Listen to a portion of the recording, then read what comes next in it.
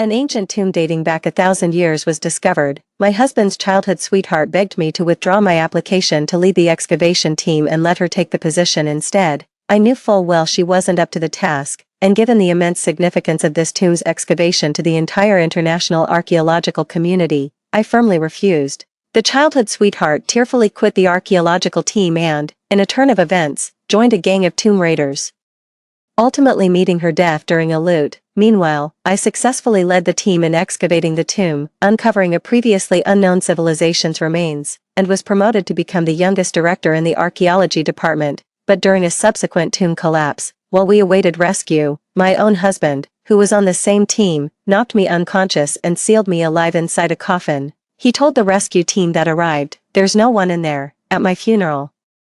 My husband stared at my portrait with a deranged expression. "It was you who stole Meow Meow's position as team leader, driving her to tomb raiding and her death in that tomb. Whatever she suffered, you will suffer twice over. You owe her this." When I opened my eyes again, I was back on the day my childhood sweetheart was about to become the archaeology team leader, Sister Sukan. "I just need one more research project to qualify for a full professorship."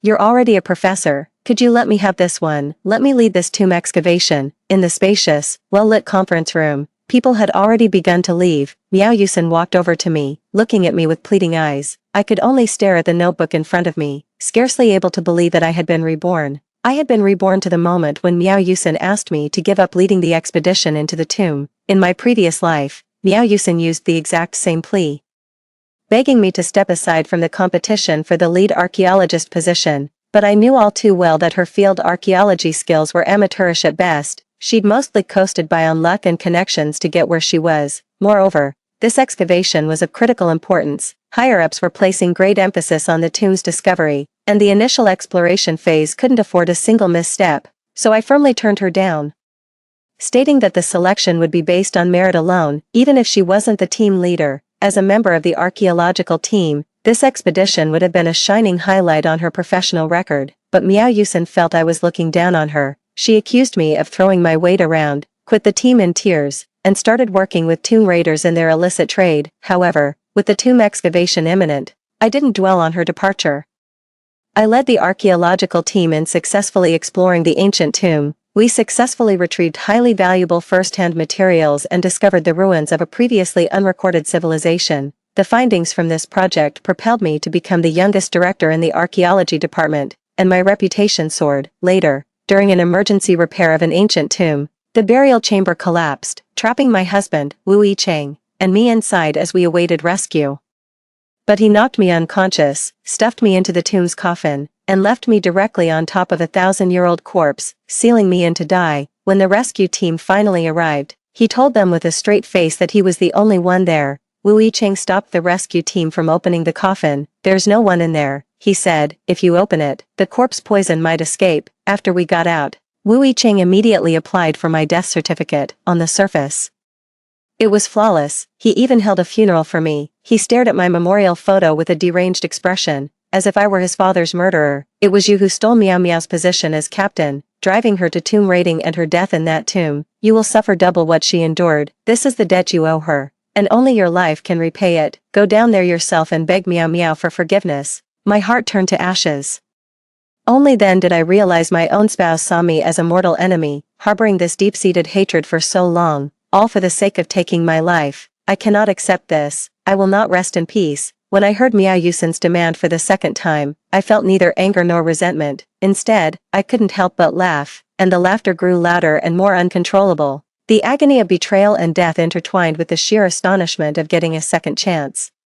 I was laughing and crying all at once, my behavior bordering on madness. Wu Yicheng also approached, and seeing my bizarre state, he furrowed his brow deeply. "Sukan, what's your problem? Did you even hear what Meow Meow said? The team leader position isn't that important to you anyway. What's the big deal about letting her have it?" I stared him down, letting out a cold laugh. "Why should I? If she's capable, she should earn it herself instead of resorting to these cheap tricks."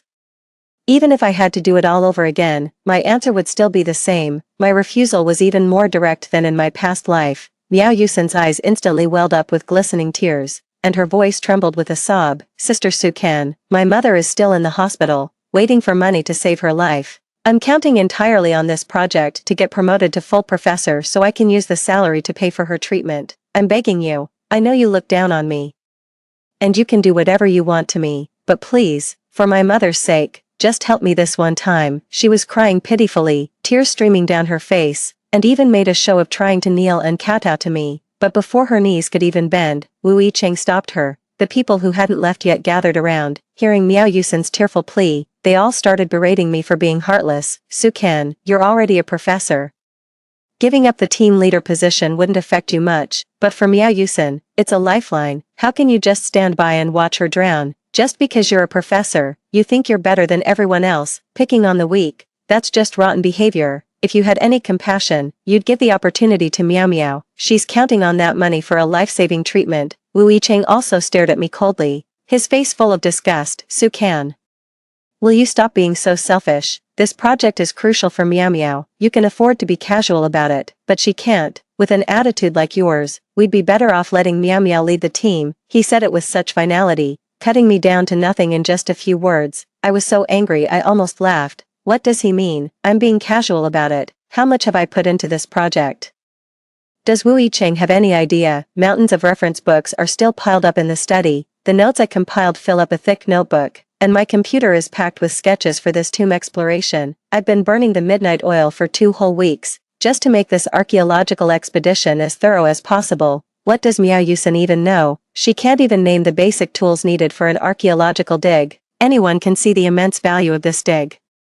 The competition for the position of team leader is absolutely fierce. After all the blood, sweat, and tears I've poured into this preparation, they think a few words from them can make me give it all up. What gives them the right? I've said it before, if she's so capable, let her compete fairly. Even if I step down, Miao Yusin is the last person who should become team leader. Miao Yusin was still weeping, tears streaming down her face, looking utterly wronged.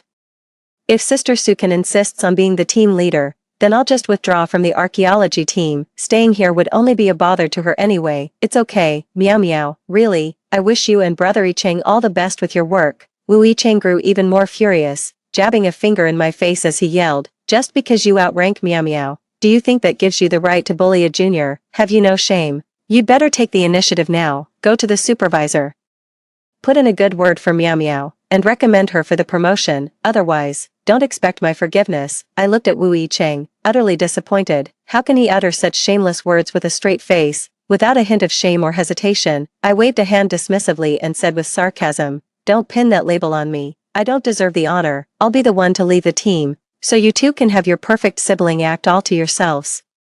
Count me out of this archaeological project. Do whatever you want. Miao Yusin's expression changed, still hoping to piggyback on my work. She immediately changed her tune. Su Kan, quitting the team is a serious matter. Even if you don't want me as the team leader, you don't have to threaten me with that. I rolled my eyes. Are you talking about yourself? The others finally caught on, and it became clear to most that I was the main force behind this archaeological dig.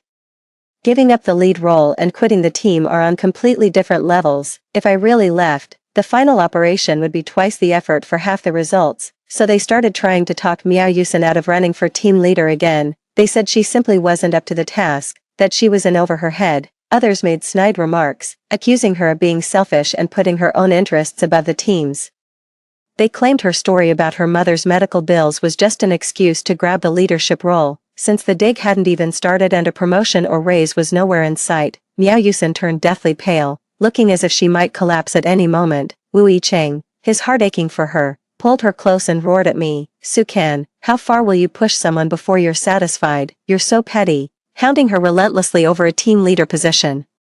Didn't you say you wanted to quit the team? Don't come crying to me later. Even if you beg, I won't take you back. I scoffed coldly and turned to go find the person in charge. Fine, I'll go file a report to quit the archaeological team right now. Seeing that I was actually leaving, Wu Yicheng grabbed my wrist instead and said impatiently, stop making a scene, will you? You prepared for this project for so long. There's no way you just quit on a whim. Look, you're not the team leader, but you'll still be calling the shots on the ground. Is that good enough for you? Is a title really worth all this fuss? I'd never seen someone take advantage of a situation to such an extreme. I shook him off and headed straight for the supervisor's office. I said I was quitting the excavation team, but I never actually intended to leave the project. Only by sending Miao Yusin in first can we make them face reality. Then I can proceed with the next phase of the plan. I met with the person in charge, and as expected, he instinctively rejected my request to leave the team, wanting to keep me, but Miao Yusen wanted to be the team leader and was sulking on the side, looking all wronged. I went even further, declaring that I would not join any archaeological team Miao Yusen was part of and was determined to quit. With someone like her as the leader, I wouldn't dare to take part in the operation. I'd have no idea how I'd end up dead. Wu Yicheng immediately stood by Miao Yusen's side and angrily accused me. In the end, after much persuasion from the person in charge, I was kept on as a project advisor, but would not be entering the tomb for the initial archaeological work. As I was leaving, Wu Yicheng shot me a smug, sidelong glance. You're the one who chose to withdraw. When we make discoveries in the ancient tomb, don't come crawling back claiming you were part of the archaeological team. I couldn't be bothered to argue with him any further. I turned and walked out, announcing my resignation from the archaeology team on social media. I also threw some thinly veiled shade at Wu Yicheng and Miao Yusen, visible to all our colleagues in the field. Immediately, people started coming to me with roundabout questions, fishing for details. I just kept sighing, my words dripping with resentment at the sheer injustice of it all. My apprentice, Fang Zhixing, who had also joined the team, came to me looking furious, saying he would leave with me. I shook my head. Zhixing, I need you to do me a favor. Before long, news of Miao Yusen's forceful power grab had spread throughout the entire base. People whispered among themselves, but it didn't stop her from leading the team into the ancient tomb. Just before entering the tomb passage, Wu Yicheng even came over to gloat to me. So what if you're a professor? You still have to listen to me. All the credit for this dig goes to Miao Miao. I'm warning you, don't even think about competing with her. I watched them descend into the tomb with a calm and steady heart. If you want the credit, you have to do the work well. For Wu Yicheng to be this confident in Miao Yusen, he must be head over heels for her. The archaeological team descended into the tomb, originally planning to excavate the passageway. Unexpectedly, they turned back and returned to the surface within half a day. The lead called me, sounding completely frantic, and asked me to take over the excavation project again. This time, I didn't refuse. I agreed right away, grabbed the files, and headed over. On the way, I overheard some conversations and learned that Miao Yusen, terrified of potential traps in the tomb passage, had recklessly decided to just blow the whole mechanism array to pieces, even though they stopped her. It still caused a minor cave-in. The whole team was nearly trapped inside and suffocated. I knew Miao Yusen was foolish, but I never imagined she could be this foolish. When I arrived at the office, the atmosphere was heavy, and the person in charge looked rather displeased. I didn't waste any words, quickly handed over a few tasks to him, and rushed through the process. No sooner had I finished than Wu Yicheng and Miao Yusen stormed in from outside, full of bluster. Su Kan, I can't believe you'd stoop to something so vile just to sabotage Miao Miao. You're a disgrace to the entire field of archaeology, and you're certainly not fit to be my wife. I frowned. Are you out of your mind? You nearly blew up the tomb and got the whole team killed, and now you're standing here shouting. Miao Yusen hid behind Wu Yicheng, her eyes rimmed with red. Sister Su Kan, didn't you tell me to do this? You said we were testing a new excavation method. But I never thought you'd be so reckless with people's lives. Wu Yicheng slammed a stack of documents down in front of me. So that's why you made Miao Miao the team leader and then quit the team yourself. It was all to set her up to take the fall for you. Everyone present was stunned, and murmurs rippled through the crowd. I glanced at the documents unhurriedly and made a call to my apprentice, Zhixing. Bring your equipment and come here now. Fang Zhixing acknowledged immediately.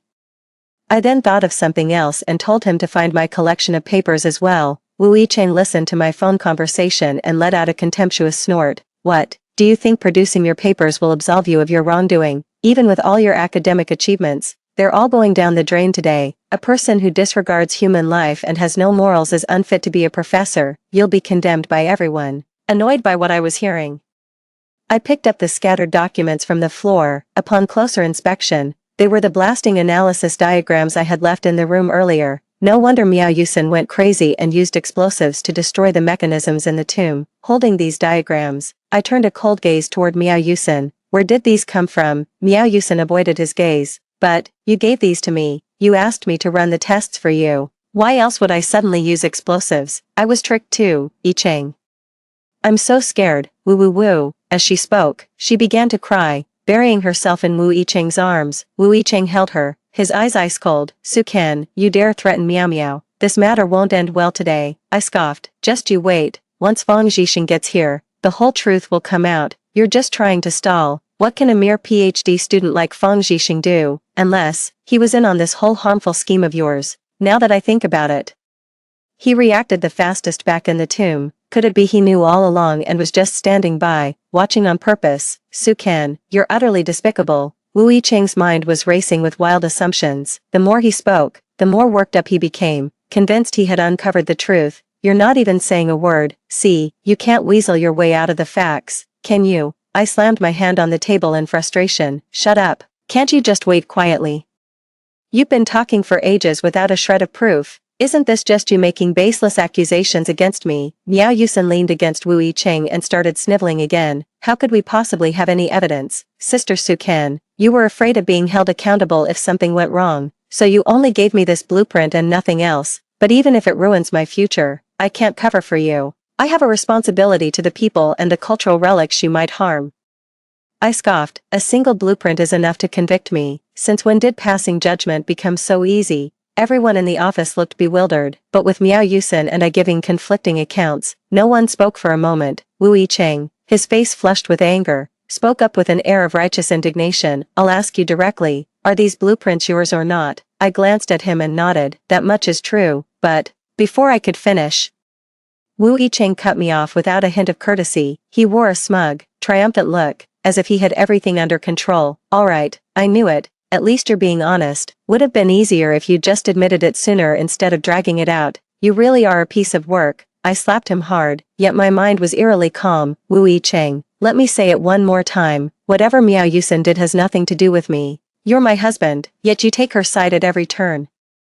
Sometimes I really wonder, who is it you truly love, me or her? Wu Yicheng's expression changed. A flash of guilt crossed his face and vanished in an instant. He quickly adjusted his expression, looking at me with utter contempt as if he had seen right through me. Su Can, we're talking about how you tricked Miao Miao into doing the experiment for you. Do you have any idea how dangerous that was? Don't think you can dodge this by changing the subject. You won't get away with it. I stared unblinkingly at Miao Yusen, my new tomb opening method, me finding test subjects, me shirking responsibility. Miao Yusen, are you really sure you want to pin all these accusations on me? Her face paled, and she ducked behind Wu Yicheng, her expression full of fear. Sister Su Can, stop pressuring me. Your threats are useless. Everyone knows what you did. Confessing is the only right path now. If you hadn't tricked me, why would you have given up the team leader position and left the archaeological team? Now that we've failed, it's just so convenient that you're back as the leader. Wasn't this all part of your plan? I sneered. That's all just wild speculation on your part. You have no evidence, but you're full of accusations. Just then, a voice cut through the air. Who says there's no evidence? A middle-aged woman entered slowly, her expression stern. Yet her gaze carried an uncomfortable sense of scrutiny and appraisal. It was Professor Wang, Miao Yusen's academic advisor. Seeing her, Miao Yusen's eyes lit up, and she walked over with a pitiful, pleading look. Professor, I almost didn't get to see you again. I frowned. What did Professor Wang have to do with this? Why was she here? The next second, she gave me the answer. Professor Wang pulled up a chat log, which showed Miao Yusen asking her for the specific operational details of the blasting method. The chat log clearly states that these are the blueprints I gave to Miao Yusen. I was speechless. Since when did chat logs become irrefutable evidence? Professor Wang snorted, his demeanor dripping with arrogance. That's not all. I even called you to ask about the blasting method, and you didn't refute it then, I said patiently. But you never mentioned that Miao Yusen said I gave it to her.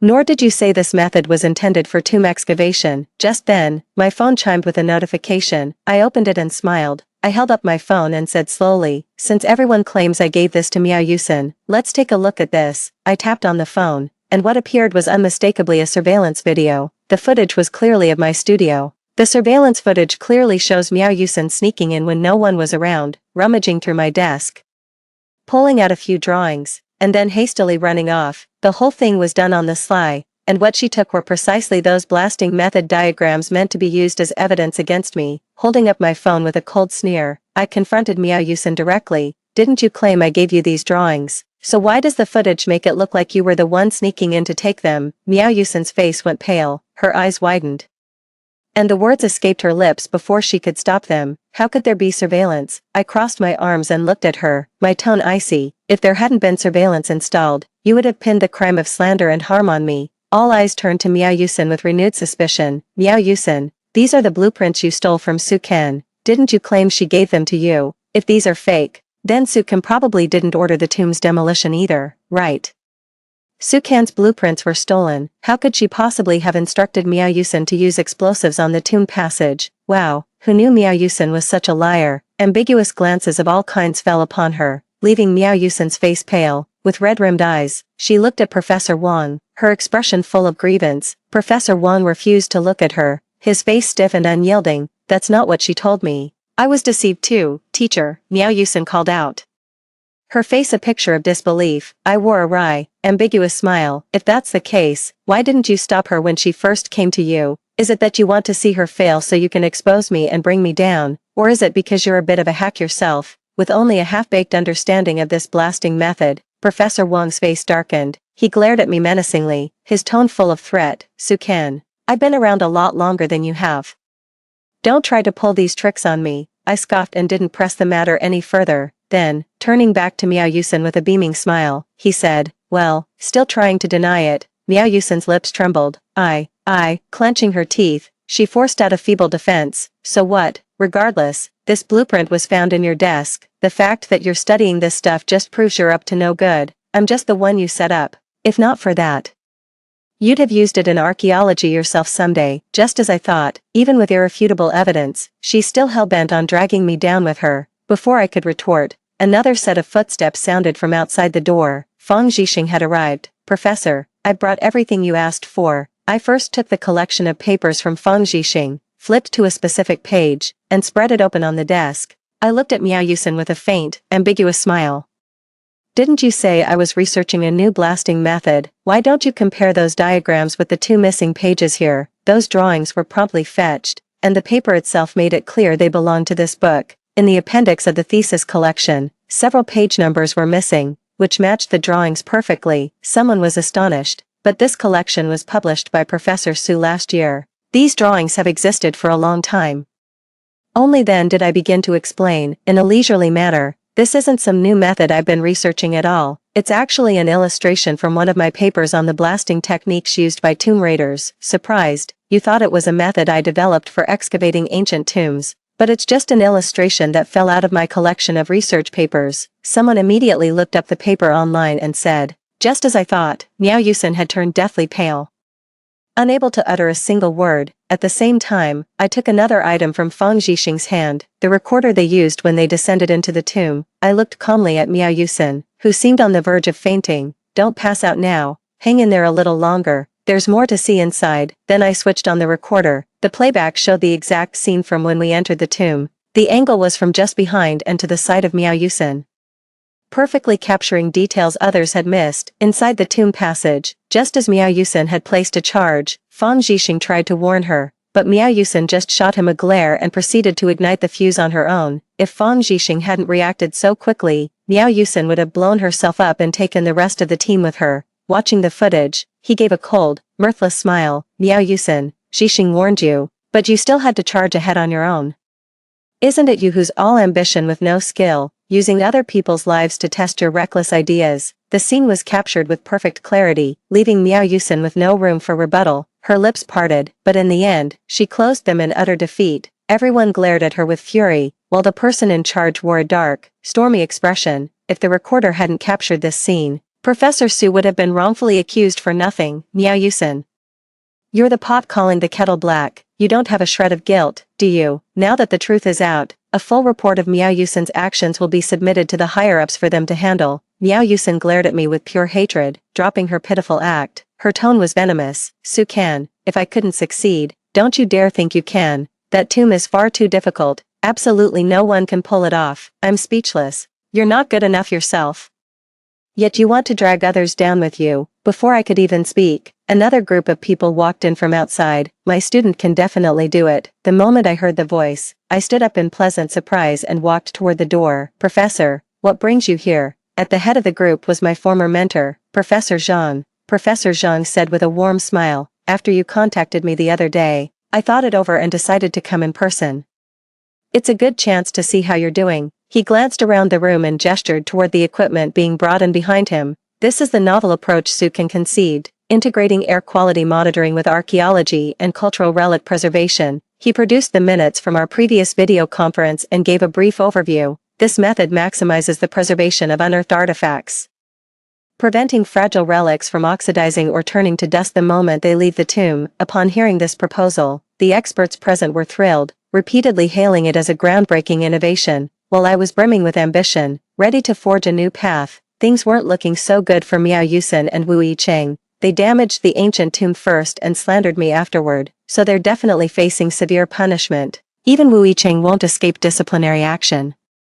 Wu Yicheng, looking utterly miserable, came to me to plead for leniency. I'm your husband, how can you just abandon me? Besides, I was deceived, I didn't know the truth. Ignorance is no crime. Wu Yicheng wore an expression of utter self-righteousness, not feeling in the slightest that he had done anything wrong. Of course, I paid him no mind and said bluntly, whether you're at fault or not is for the judge to decide. Don't think you can get away with the slightest bit of it.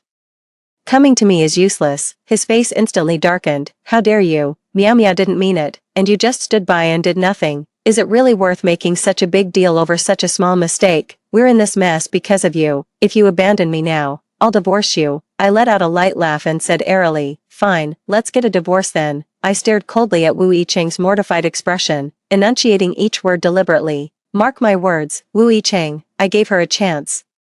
It's Miao Yusen who's utterly useless, and you, don't flatter yourself. I must have been blind, wasting all these years on you. Divorcing you is exactly what I want. Of course, it hasn't happened yet. After all, we're both stuck in this temporary base out in the middle of nowhere. While people were still confined, the news spread like wildfire. Even before Miao Yusen's official disciplinary verdict was announced, she was already as good as blacklisted from the archaeological community.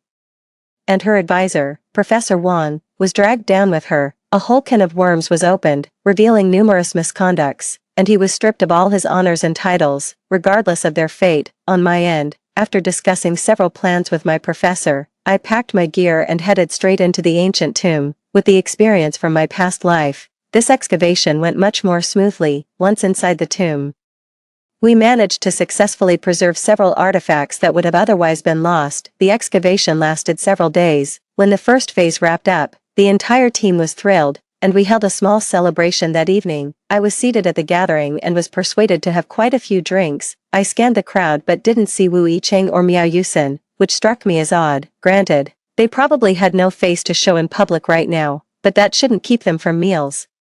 After a moment's thought, I made a few calls, then stood up and headed out. All the artifacts from this archaeological dig were stored together in a small room. There were only a few keys to the room, so in theory, no one else should have been able to get in. But when I went over, I saw the lock was open and the door was slightly ajar. With a whole group of people behind me, I felt no fear. I walked right up and shut the door open with a bang. What are you all doing in here?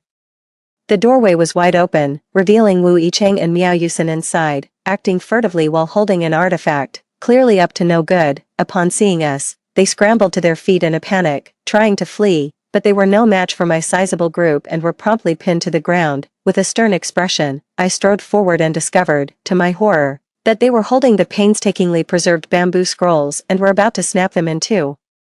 I didn't hesitate for a second and immediately began the rescue effort, working frantically for most of the night. When I finally emerged, I went straight to where Wu Yicheng and Miao Yusen were being held. The moment I entered, I slapped them both across the face and kicked them to the ground. If I hadn't been held back, I would have stomped on them a few more times. Wu Yicheng held on the ground. Sukan, you're insane, how dare you hit me? I spat in disgust. You're an animal.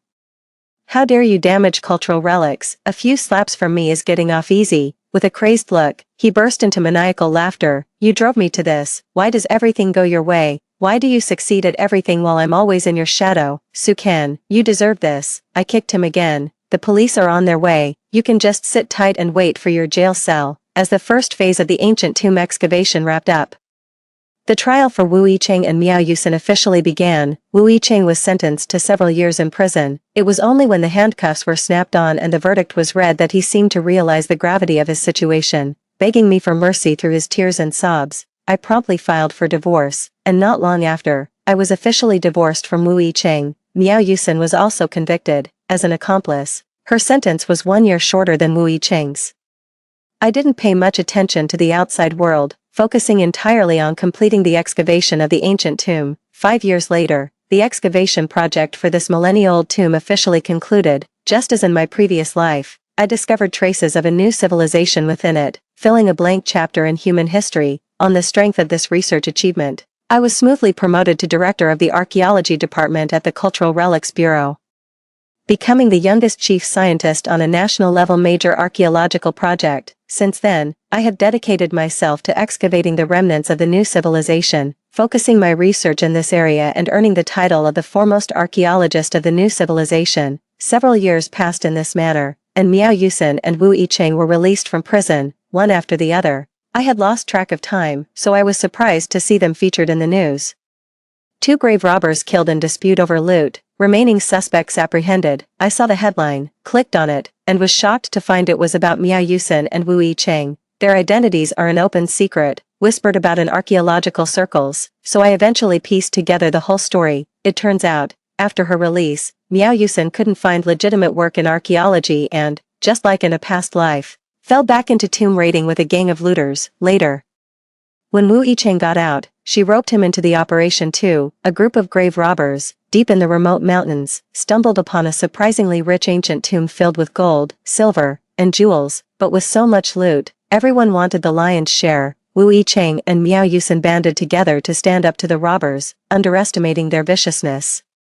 They were caught off guard and stabbed to death. Anyone who hears the story can't help but sigh and shake their head. Serves them right. People with no sense of reverence shouldn't be left in this world to cause more harm. Moreover, because they had vandalized so many ancient tombs, our archaeological team had to rush to multiple sites for emergency repairs. Many of the tombs were left in a complete state of ruin. My fellow team members were furious. They couldn't understand how 2 former archaeologists could sink so low as to join forces with grave robbers, completely abandoning any sense of principle. I didn't feel much of anything. After all, I had long been acquainted with their rock-bottom sense of morality. After this incident, their legacy was utterly tarnished, becoming the cautionary tale everyone uses to warn the younger generation. No one will remember or honor them anymore, and I am no exception. The field of archaeology continues to advance, and I will dedicate myself to it, unwavering in my commitment. Story 2. I heard Shinji's coquettish laughter. Who likes Gusi? I just want to see the aloof academic god fall into the mud and become a lovesick fool. I told my childhood friend Gusi what she said. Shinji's confession failed. That very night, news broke that Shinji had jumped to her death from the school building. Gusi seemed unaffected and simply carried on with his studies and life. Later, after achieving fame and success, he married me. Little did I know, this was the beginning of my nightmare. In the end, he even tied me to the bed and burned me alive. Just before the flames consumed me, he said with eyes full of hatred, "It's all your fault." That day, I was going to accept Gigi's confession. If I could do it all over again, I'm done with Gusi. I'll just stand by and watch him be the young mistress's lapdog. Hello everyone, and welcome to Glimmering Whispers of Love. Gusi, have you lost your mind? You've kept me locked up here for 3 days. Isn't that enough? I didn't kill Shinji back then. You heard the police. The school railing was faulty. Her death was an accident. Tied to the bed by Gusi, I struggled desperately, crying and screaming until my voice was hoarse. Gusi, I'm not lying to you. Even Shinji's best friend said it. That day, Shinji was only acting. She pretended to jump, just to lure you there. Who knew she would actually fall? It was all an accident. Yet Gusi remained unmoved, gently stroking my head. He said, Lin Xiaxia, this entire story is just your version of events. You have feelings for me, don't you? That year, you were terrified I would accept Gigi's confession, so you lied to me. You told me she was toying with me. You caused all of this. You're the one who killed her. His movements were gentle, but his tone was icy cold, sending a chill down one's spine. Tears streamed down my face as I shook my head desperately. I really did hear Shinji tell her best friend that she doesn't like Gusi. She's only pursuing him to knock him off his pedestal. I admit, I did have feelings for him once. Gusi is incredibly handsome, and we grew up together. He always treated me differently from everyone else. It was hard not to fall for him.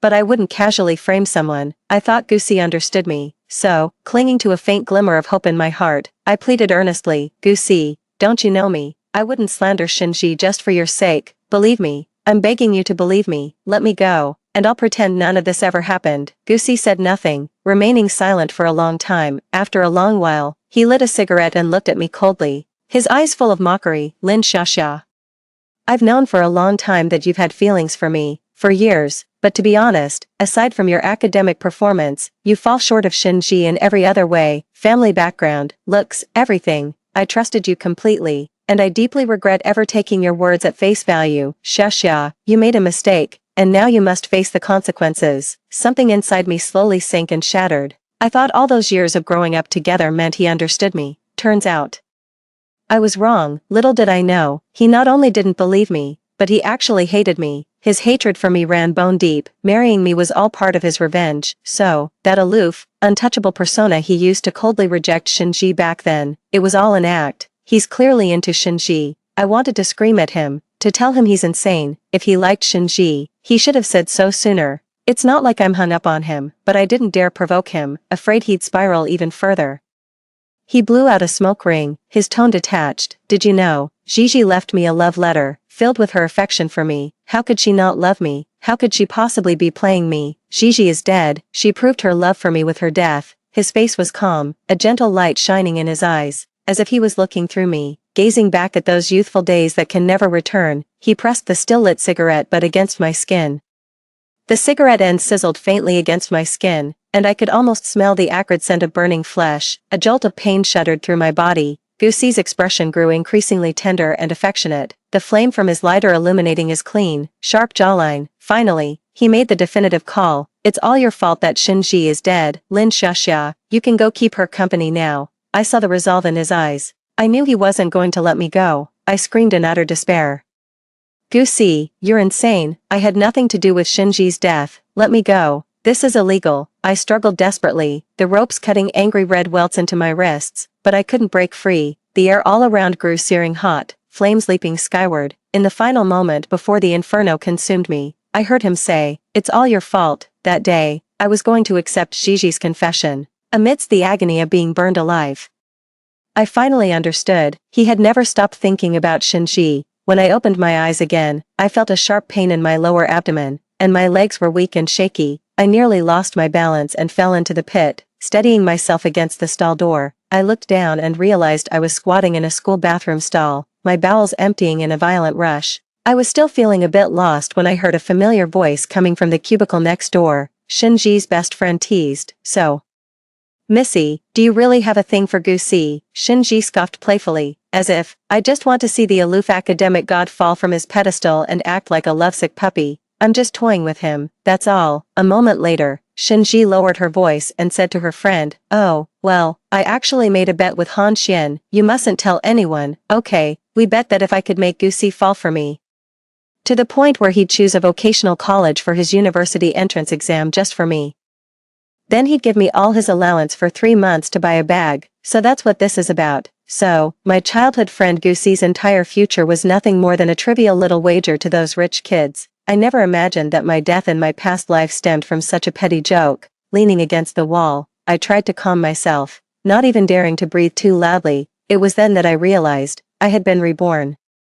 I was reborn on the very day I overheard Shinji's conversation with her best friend. What did I do in my past life? The moment I heard Shinji say, "I'm just toying with him," I rushed out and interrupted their talk, and I told my childhood friend, Gusie, all about it. I had no idea there was more to it. Shinji's intentions were truly this malicious. Not only did she want to play with Gusie's feelings, she also wanted him to apply to a junior college for her sake. You have to understand.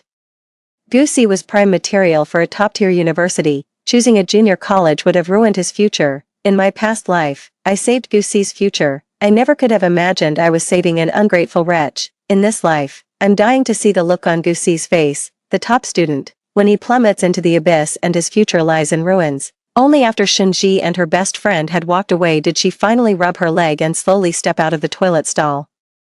When I returned to the classroom, Gusie was quietly working on his test paper, a pen held in his slender, well-defined hand. It was then that I remembered, Gusie and I were desk mates. I was sitting in the seat against the wall. To get in, I'd have to pass by Gusie. Seeing Gusie again brought back the memory of the searing pain that had burned through my body. I couldn't help but go pale, suppressing the fear inside. I spoke in the calmest voice I could muster. "Excuse me, I need to get through."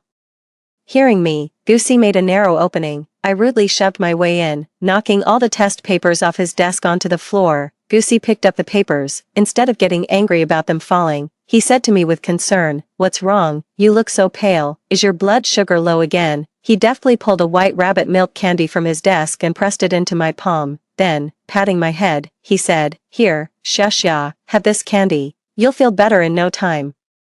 I clenched the milk candy in my palm so tightly that the warmth of my hand melted it, making the wrapper all sticky. Yet, I was completely oblivious. My mind was filled with nothing but Gusie's recent movements and expression. Here we go again, that same misleading tone. I used to feel a flutter of excitement because of this difference, but now it just makes me sick. It's like a melted white rabbit candy in your hand, sticky, cloying, and disgusting. Back then, whenever I turned pale, he would look at me with that same anxious expression and whisper words of comfort. He was cold and distant to everyone else, but with me, he was always gentle and patient. His behavior made me believe, for a time, that I was special to him. That's why I never gave Shinji a second thought, because whenever Gusi mentioned Shinji to me, his eyes were always filled with impatience, a stark contrast to the tenderness he showed me. I really can't stand Shinji, that spoiled rich girl.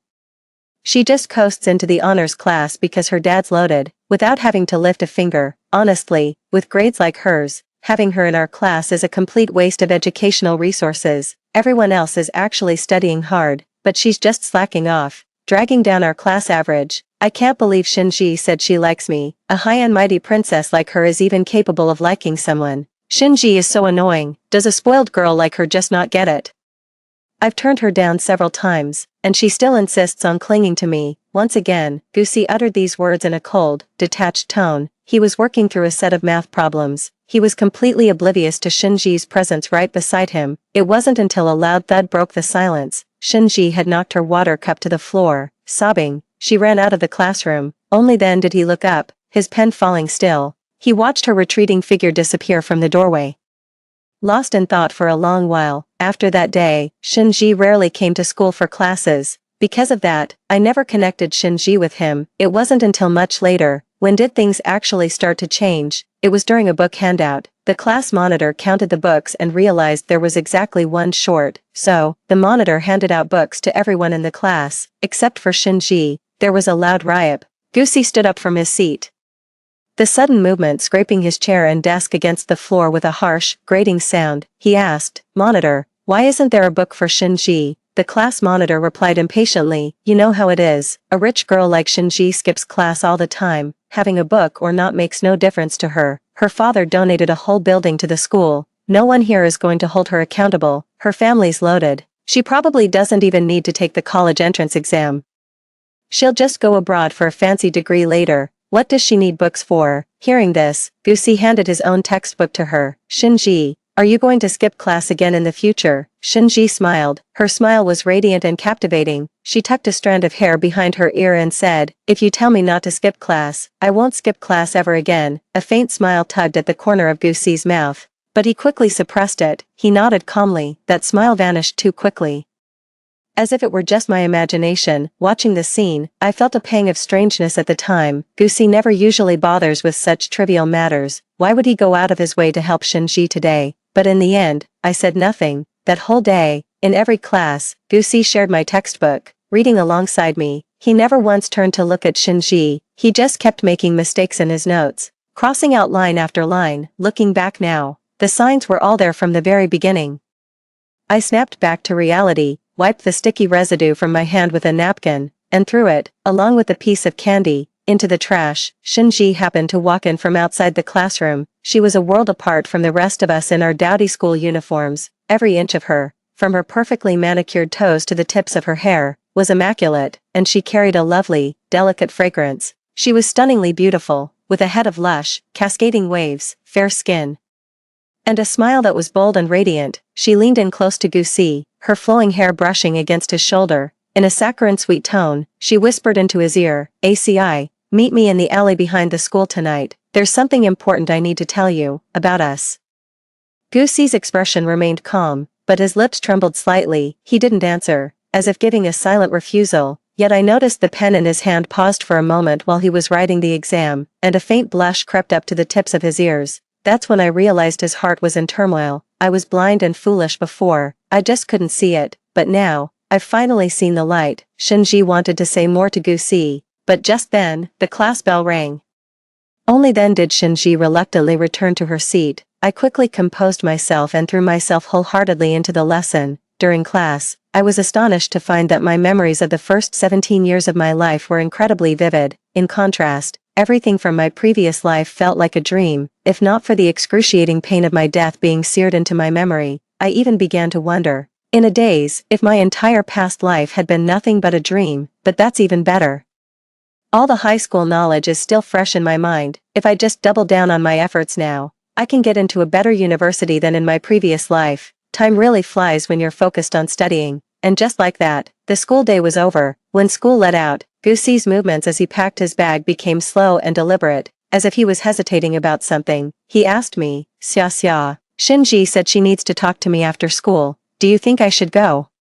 Hearing Gucci's words, I was reminded of what he had said to me in my past life. Just before I died, that day, I was actually going to accept Shinji's confession. So, he had already had an inkling that Shinji was about to confess her feelings to him. He once said that if I hadn't deceived him, he would have been with Shinji long ago. How ridiculous. In that case, what is he still hesitating for? Besides, if he truly only loved Shinji, then why did he propose to me and sleep with me in the first place? What a scumbag, wanting to have his cake and eat it too. Xia. In the quiet classroom, Gucci's call snapped me back to reality. Do you think I should go? I knew exactly what he wanted to hear. So, without a flicker of emotion, I lowered my gaze to hide the hatred in my heart. Gucci, I think you should go. Shinji is a young lady from a wealthy family. For someone like her to humble herself and pursue you for this long, it can't have been easy. A girl from a wealthy family like her has a thin skin. If you don't go, what if she does something drastic in her despair? Who will be responsible then? Hearing my words, a flicker of curiosity colored Gucci's otherwise calm eyes. You really think so? I nodded emphatically, a hint of impatience creeping into my tone. Gucci, even though we grew up together, to be honest, we were never that close.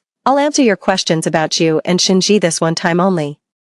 From now on, could you please stop bothering me with your issues? I just want to focus on my studies. Don't keep disturbing me anymore. Gucci was taken aback, as if he hadn't expected me to say that. He raised an eyebrow, a look of understanding dawning on his face. Xia, you're being so sarcastic. Are you angry? You weren't so petty before. I've told you already, there's nothing between us. If there were, we'd have been together long ago. I wearily pressed my hand to my forehead, a sense of panic beginning to stir inside me. I was terrified that Gucci would try to pin Shinji's mess on me again. I was just about to argue back. Suddenly, Gucci's phone rang. Hello, Shinji. A plaintive voice came through the phone. Gucci, I've been waiting for you for so long. Why aren't you here yet? Just come this once, okay? Shinji's voice was soft and sweet, with a lilting, upward inflection that sounded like a coquettish plea. She came from a privileged family, carrying an air of natural refinement. Every time I see her, she's haughty, radiant, and flamboyant. It's hard to imagine a young lady like her ever lowering her head to act coquettish. I suppose no man could refuse such a passionate and stunningly beautiful heiress. Sure enough, a faint smirk tugged at the corner of Gucci's mouth. He quickened his pace as he packed his bag,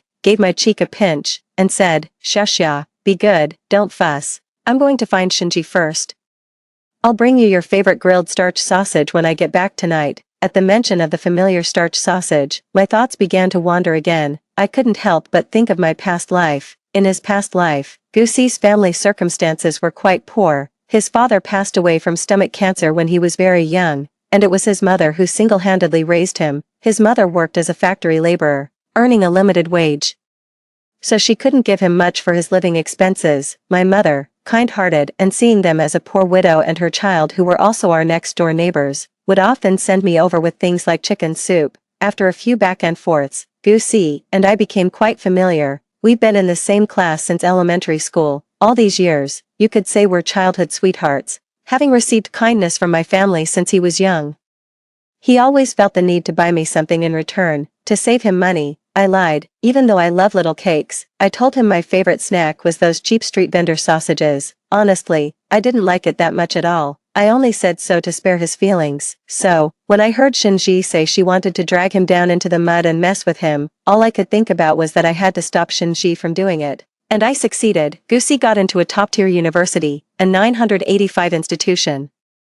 Even after his mother's sudden and unexpected death following his college entrance exams, he still managed to put himself through university with money from summer jobs and scholarships. After graduation, his career took off without a hitch, and he was soon earning $1 million a year. Back then, I was genuinely so happy for him. I just never expected that he would come to resent me. After gaining my trust and marrying me, he bought a large villa specifically to imprison and torture me. In the end, he even staged a fire to make it look like an accident, burning me alive. Thinking of all this, I feel I wasn't worth it back then. I can almost feel that searing, bone-deep pain all over again. I hung my head, gripping the hem of my clothes so tightly that the knuckles of my fingers turned white with strain. Goosey didn't notice my distress in the slightest and quickly strode out of the classroom. After he left, a wave of nausea churned in my stomach. I rushed to the bathroom and frantically splashed cold water on my face, over and over, where Goosey had just touched me. Only after I had gathered my thoughts did I sling my backpack over my shoulder, leave the classroom, and head home. While I was grinding through practice problems at home, I kept my phone on silent the entire time. It wasn't until I had finished my study session that I finally saw Shinji's WeChat Moments post. Her post was a single heart emoji, accompanied by a picture of Goosey's back as he walked away, carrying Shinji's school bag in his hand. I breathed a sigh of relief. Thank goodness, they finally got together without a hitch. I secretly prayed they'd be stuck with each other for life and stop ruining other people's chances. The next day at school, I noticed Goosey was wearing sneakers worth several thousand. No need to think about it. Shinji must have given them to him. I let out a cold snort. Shifting my seat further in to put some distance between us, we both tacitly avoided mentioning the sausage incident, and he too began keeping his distance from me, whether intentionally or not. Shinji didn't let me down. Although her grades weren't great, she was, after all, a young lady from a wealthy family with exceptionally high emotional intelligence. Thanks to her deliberate efforts to please him, she and Goosey got along quite pleasantly. They would have lunch together in the school cafeteria, coming and going as a pair, chatting and laughing all the while. She would occasionally give Goosey small gifts, always with perfectly judged reasons and a sense of propriety that never made anyone feel awkward. What was even more commendable was her intelligence. She never encouraged Goosey to skip class. She knew that asking Goosey to skip class outright would never fly. He'd never agree to it, and it would only make him suspicious. Besides, with the college entrance exam just over 3 months away, it was nearly impossible to make a top student's grades plummet in such a short time. The only way was to get inside his head, to make Goosey willingly choose a junior college for the sake of love. So, she started putting on an act, the slacker student, inspired by love, turning over a new leaf and hitting the books. She was always saying things like, "I want to give it my all so I can get into the same university as you." I often saw Goosey taking the initiative to tutor her. Gradually, Shinji's reputation in our class improved. Everyone started to see her as that love-struck, slightly foolish girl. Every now and then while studying, she would also break down in tears, looking utterly pitiful. "Goosey, I'm so hopeless. I just can't seem to learn this. No matter how hard I try. Goosey, I won't give up. I'm determined to get into the same university as you. Goosey, between us, if you find it difficult, then I'll take the first 99 steps. You only need to take the final one." Her face, tear-streaked yet feigning strength, was like a flower that invited nothing but pity. If I hadn't overheard her plans, I would have been moved to tears on the spot, let alone the person involved. Goosey, at this restless age, being loved so wholeheartedly by a girl like that would make even a deity yearn for mortal life. Moreover, Shinji greatly satisfied his male ego. However, I was the only one who truly understood the meaning behind Shinji's final step. That final step was to have Goosey apply to a junior college, plunging him into the abyss. I couldn't help but sigh, finding pleasure in ruining someone else's life. The games of the wealthy are truly, profoundly banal. Recently, with both his academic and romantic life flourishing, Goosey was riding high, brimming with confidence and ambition. I often hear his buddies teasing him with envy. "Brother Goo, you must have done something incredible in 8 past lives to have a rich, beautiful girlfriend like Shinji chasing after you. If I were you, I'd drop out of school right now and just marry her. Marrying her would cut your hustle by at least 30 years. I heard she's the sole heiress to the Shin group. But, Brother Goo, looking at how hard the young miss is pushing herself, if she doesn't manage to get into the same university as you in the end, won't she be so heartbroken she'll cry for 3 days and 3 nights? Of course, it wasn't all admiration. There was plenty of gossip and snide remarks too. Take right now, for instance, a guy, deliberately waiting until Shinji was gone, said with a sour tone, "Goosey, don't get cocky. A poor guy like you is way out of your league with Shinji. She's a rich girl from a good family. Once you're at different universities, she'll definitely dump you." Goosey remained expressionless on the surface, yet I keenly noticed a slight tremor in Gucci's hand as he held his pen. I quickly struck up a conversation with the classmate in front of me, subtly steering the topic towards Shinji. I said, honestly, I really admire Shinji. I'm absolutely convinced she's sincere, but distance is a real killer. So many couples break up because of it, and Shinji is working so hard. She's from a wealthy family. She could have just gone abroad to study without all this struggle. Yet she's made such a huge sacrifice. I feel like Shinji has already fought her way forward 99 steps. The question is whether Gucci is willing to take one step back for her, to attend a less prestigious university together. I kept talking while watching Gucci's reaction out of the corner of my eye. I noticed his pen had been still for a long time, as if he was deep in thought. I was sure my words had gotten through to him. A secret thrill of satisfaction ran through me. Oh, Gucci.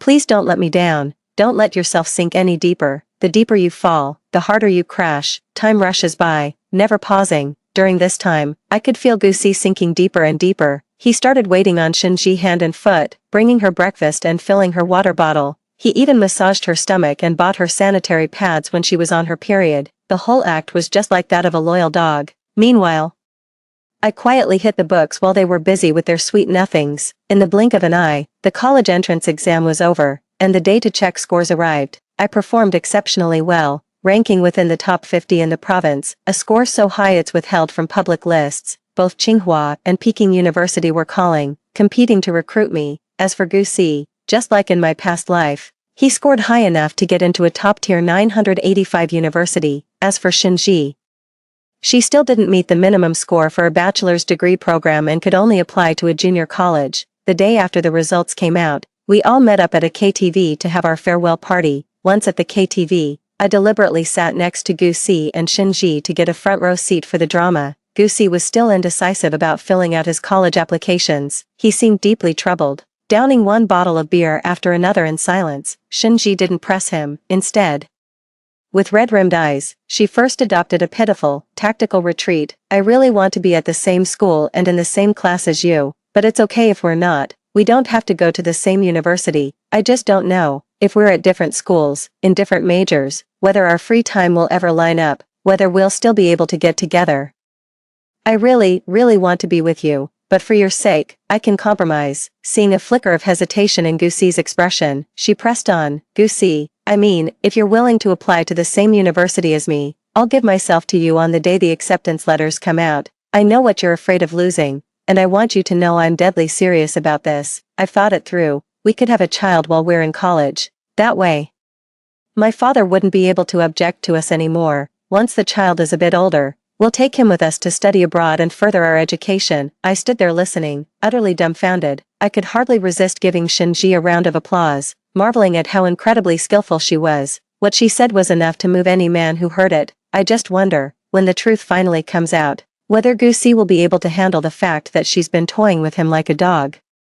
I'm absolutely dying to see it. That day, Gucci still didn't give a direct answer. Maybe it was the heavy drinking, or perhaps the immense psychological pressure. The very next day, Gucci came down with a fever. I only found out because his mother asked me to look after her son. Hearing that, a flicker of amusement crossed my eyes. I promptly contacted Shinji. They say a person is at their most vulnerable when they're sick. If a high society lady like Shinji comes to take care of Gucci, how could he possibly resist? It seems even fate is on our side. That day, the rain came down in torrents. I had already bought porridge and medicine, waiting for the young lady's arrival. I was waiting by the entrance, and as soon as I saw the Rolls-Royce, I rushed forward. After Shinji got out, the car quickly drove away. I saw the young mistress holding an umbrella, so I quickly knocked it out of her hand. Shinji was drenched by the rain, and she was just about to lose her temper. I quickly said, "Young mistress, standing in the rain like this, completely soaked, you look so fragile and utterly captivating. I'm sure Gucci will be deeply moved." Shinji immediately understood what I meant. She took the porridge and medicine from my hands without a word and followed me upstairs. I used the key to open the door to Gucci's apartment with practiced ease. Once Shinji was inside, I quietly closed the door behind them. Just as I predicted, under Shinji's gentle persuasion, Gucci ultimately chose to apply for a vocational college. When I got the news, I was so thrilled that I wolfed down 3 bowls of rice that evening. I'm not sure if it was out of a desire to show off, or some other impulse. Just before bed, Shinji sent me a video. In the dimly lit room, Gucci was disheveled, his face clearly visible, The other person in the video seemed to be deliberately hidden, with only a foot in view. That foot slid slowly up from his abs until it came to rest under Goosey's chin, tilting his head up. Goosey's chest heaved violently, clearly deeply agitated, yet he dared not move a muscle. In the video, Goosey bore no resemblance to his usual aloof, top student self. He looked like a puppy waiting for its master's affection, utterly pathetic. The day Goosey's acceptance letter arrived, Shinji invited me to a party, saying there was quite a show in store for me. My heart was pounding, and I had a feeling a pleasant surprise was coming. I quietly kept an eye on the activity across the hall. I saw Goosey from across the hall pick up his acceptance letter. A smile touched his usually cool, sharp eyes as he hurried off towards the booked private room for the gathering. Only then did I put on my shoes and follow him to the party venue at a leisurely pace. We entered the private room, and the door was shut behind us. I saw several rich kids were already there, including Han Xian, the one who had made the bet with Shinji. Everyone stood with their arms crossed, wearing expressions of eager anticipation, but Goosey remained completely oblivious, lost in the joy of soon having Shinji for himself. He presented the admission letter to Shinji as if it were a prized treasure. Gigi, look, I got the acceptance letter. We're going to the same school. Shinji took the letter, saw that it was from Nanzhou Vocational Technical College, and a smug smile curled at the corner of her lips. Good boy, you did well. Goosey's expression stiffened. He said awkwardly, Gigi, don't call me that in public. Shinji ignored him, turning instead towards Han Xian with a coquettish laugh. Xian, look, Goosey really did enroll me in that college. I won the bet. Remember, don't forget to buy me that bag I love. Alright, princess, you've really put up with a lot lately. We'll buy it, any bag you like, we'll get it. Han Xian wrapped his arm around Shinji's waist, his eyes filled with adoration. He looked Goosey up and down with disdain and said, oh, the great academic prodigy. Goo, what was it you said about me before? That us rich kids are just lucky, that without our parents, we couldn't even get into a decent university. TSK. So what's the story now? Now you're willingly acting like a lapdog for my Gigi. Look at the pathetic school you managed to get into. This is it, a worthless vocational college. Goosey froze, his eyes wide with utter disbelief. He could hardly believe what he had just heard. He swayed unsteadily, his face deathly pale as he pointed a trembling finger at the crowd and stammered, What are you all saying? Staggering forward, he tried to grab hold of Shinji. To his surprise, Shinji hastily took 2 steps back, snatched a wine glass from the table, and threw its contents right in his face. Goosey, you heard me right. I'm toying with you like a dog. You're so pathetic. You'd even get off on me stepping on you. It's disgusting. Trash. You really are just trash. Shinji, how dare you call me disgusting? Goosey was trembling with rage, wanting to grab at Shinji again, but was held back by the others, soaked to the bone, with liquor matting his hair and stinging his eyes. He cut a pathetic figure. Well, looks like Goosey isn't just stupid, he's deaf too, can't understand plain speech. A young man from a wealthy family jeered from the sidelines.